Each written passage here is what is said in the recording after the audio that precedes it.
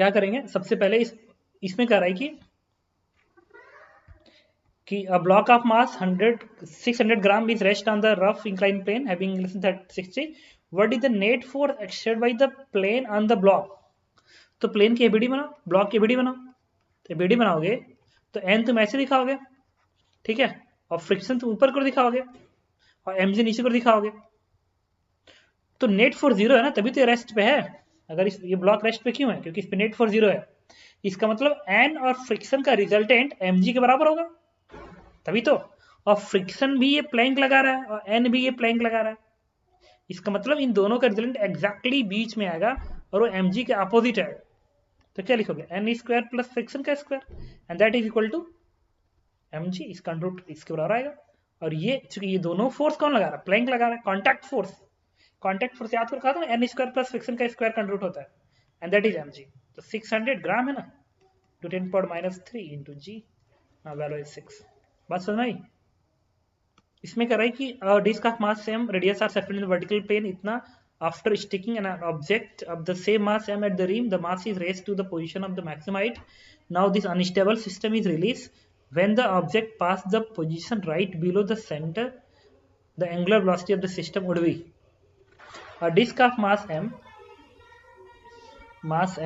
and radius r is suspended. अच्छा, एक disc है जिसका मास m है, रेडियस r है। After sticking an object of the same mass m at its rim, इस rim पे एकदम सेम मास को अटैच कर दिया गया। Mass is raised to the position of maximum height. Now unstable position is released when the object passing the position right below the center, the angular velocity of the system. ये तो उसमें कराया गया था यार। तो वर्क रोटेशन के mechanics में रोटेशनल मोशन मैंने कराया था इस क्वेश्चन को। सर इसमें क्या लेंगे? यस सर, तो इसमें वो क्या लेंगे? यहाँ से यहाँ तक आते समय सुनो, ये इनिशियल पोजीशन है, ये फाइनल पोजीशन में एम यहाँ पे आएगा और इसका तो यहीं पर आएगा। वर्क करती थ्योरम लगाएंगे। तो यहाँ से यहाँ तक आते समय, राइट यहाँ से यहाँ तक आते समय mg कोडन क्या आएगा? Sir right capital mg into 2r। क्या कह रहे हो? मतलब तो तुम्हें वही हुआ ना कि दिल से राइट आ गया। चुप रहो तुम। Position right below the centre, right below, ठीक नीचे, सेंटर के ठीक नीचे आता है।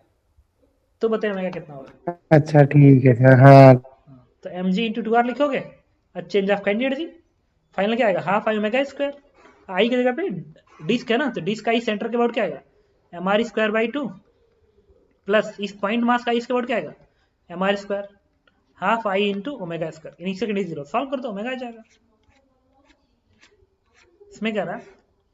Let the moment of inertia of hollow cylinder of length 30 centimetre, inner radius इतना, आउटर रेडियस इतना, about it axis I, the radius of the thin cylinder of the same mass such that it's, देखो कह रहा है कि let the moment of inertia of the hollow cylinder of length 30 centimetre. Hollow cylinder, inner radius इतना, outer radius इतना है। Inner radius r1 है, outer radius r2 है।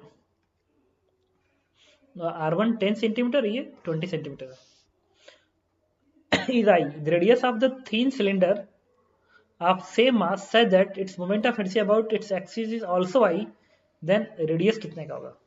ठीक है, इसका रेडियस r के बराबर है, इसका मोमेंट ऑफ इनर्शिया I है। तो तुम्हें पता होगा कि मैं इसका एक फॉर्मूला होता है मोमेंट ऑफ इनर्शिया का, inner radius r1 outer radius r2। इसका फॉर्मूला होता है m r1 square plus r2 square by 4 बनता है, 4 बनता है। तभी तो ये r1 r2 अगर बराबर हो जाए, नहीं बाई 2 बनता है, बाई 2 होता है ये फॉर्मूला में।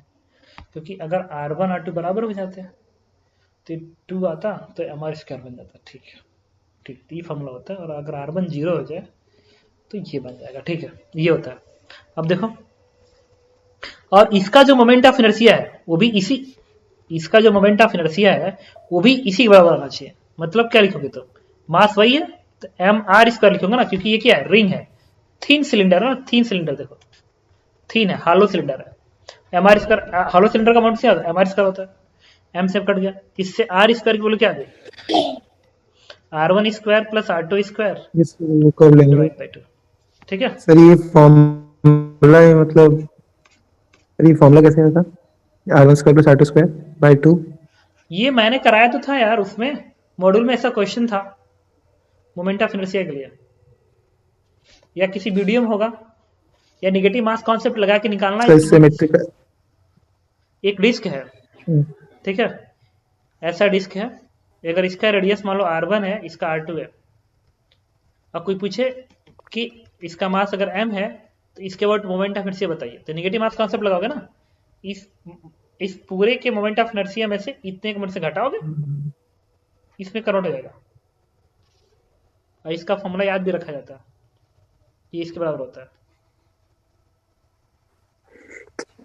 ठीक है, तो सर उसका तो एम